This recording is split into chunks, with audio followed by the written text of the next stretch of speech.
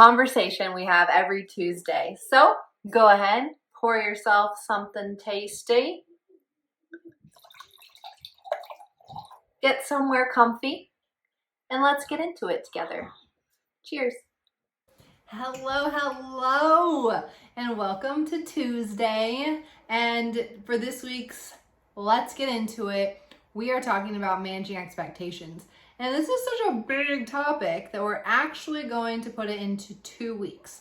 So this week we're going to talk about expectations of others, and next week we're going to talk about expectations put on you by other people. So it's going to be 2 parts, this week and next week. And before we get into it, let's talk about what we're drinking today.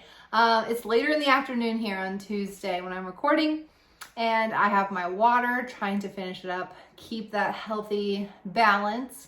Let me know what you're drinking. Maybe it's some wine, maybe some beer, maybe some hot chocolate. I don't know. Let me know. So yes, I'm finishing this up for today. So let's get into it. Let's get right into it. A lot of times when we talk about expectations, people get defensive because they're like, wait a minute, standards are really important. And you're right. Standards are very important, but standards and expectations are 2 different things. So let's clarify those to start with before we dive in. Standards are an agreed upon criteria for behavior for performance. So it's something that's agreed upon. We know about it. 2 people, a job, a situation, you all agree that that's the standard you're going to meet. Great. That's great.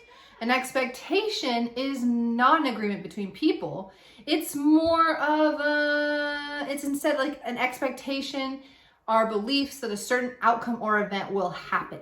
Okay. So I'm believing these things, something's going to happen. Okay. It's not an agreed upon something. It's something that I'm sort of projecting out into the world. And it's really tricky to manage. So in Yosemite, our family recently did a trip to Yosemite and Kings Canyon National Forest and Sequoia National Forest. And I give this example because it was a really good one about managing expectations and the pitfalls and pain that can really come from having expectations at all, really. And what happened was we were supposed to leave around 10 or 11, and we didn't leave our house in Monterey until like 3. So we don't roll in to Yosemite until what time? Midnight? And it was freezing, and it was pitch black, and we had to unpack everything. Our car was stuffed. We have a dog, we got 2 kids, we have a husband, we have me. And we're gonna be gone for 10 days, okay? And we have bikes on the back. Just a hot mess. Everybody's tired, everybody's cranky, and everybody's freezing. Like, it was freezing. So we finally get everything out and unpacked. And let me preface this by saying I planned this trip, and my husband wanted 2 days of no plan. And he just wanted to just be adventurous and whatever. Hard for me. Understand, good idea, move on. And so the next day, everybody's kind of cranky. I only could get us 1 day at the park.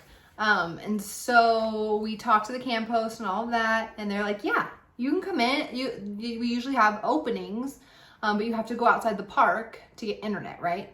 Hour. You have to drive like an hour to get internet in order to book, and they don't do it in person anymore.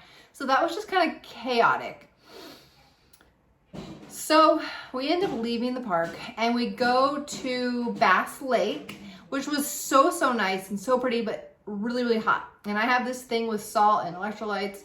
Another story for another day. I ended up getting super sick, puking on the side of the road, and I have a horrible headache. And I'm just like, oh my God. So we end up driving halfway to our next location to Fresno. And we get a hotel. And at the end of the 2 days of the hotel, I just remember it was so hot there. So hot there. Like 109 degrees. And I'm like, this was supposed to be a family trip, and we were supposed to go on all these adventures, and all we're doing is puking and arguing and nothing's going how I planned. And whoa, was this the biggest expectation failure that could have happened? Because I had an expectation that things were going to go a certain way. And I created that in my head. So when reality happened, I wasn't into it, right?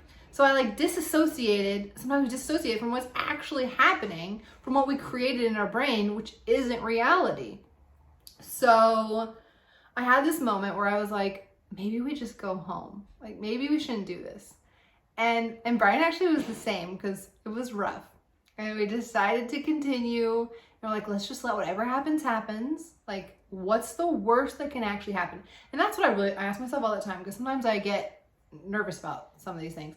And like, what's the worst that can actually happen? Like, okay, we don't want to camp, so we get a hotel. We're really fortunate to be able to do that. Or maybe we do this instead of this. So there's options.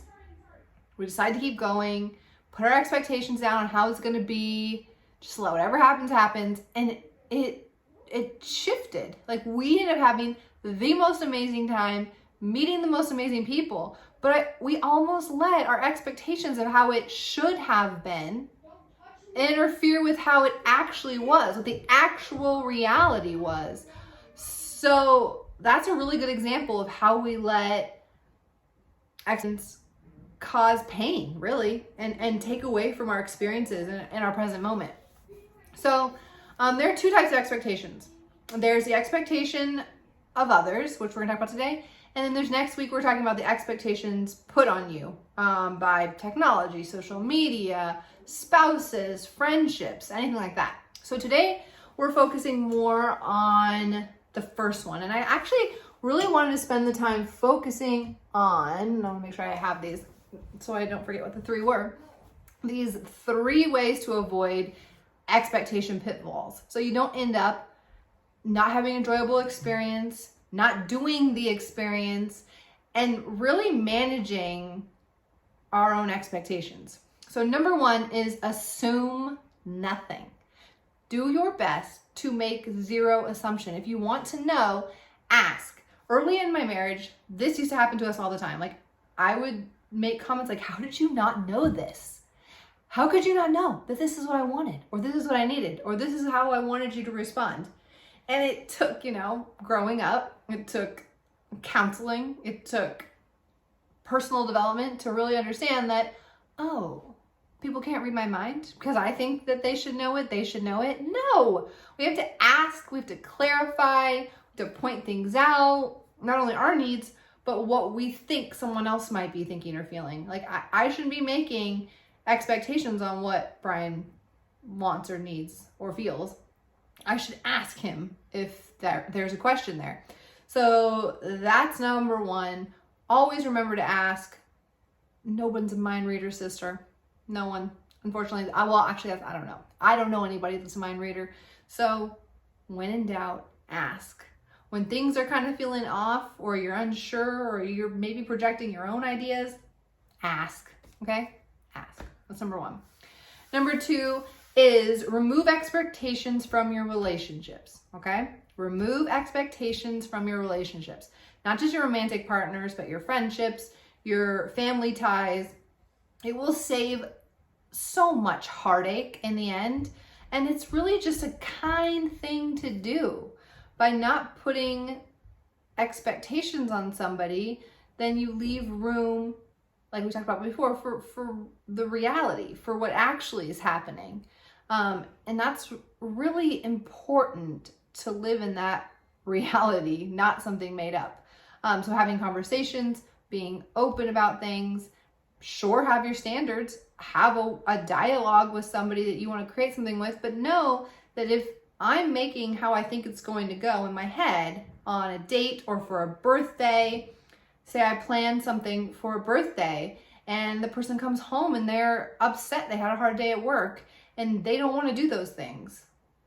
Well, I created all this expectation. This is going to be the best night of his life or her life. And they're like, I'm not feeling it. And then I take it personally. And then they take it personally that I take it personally.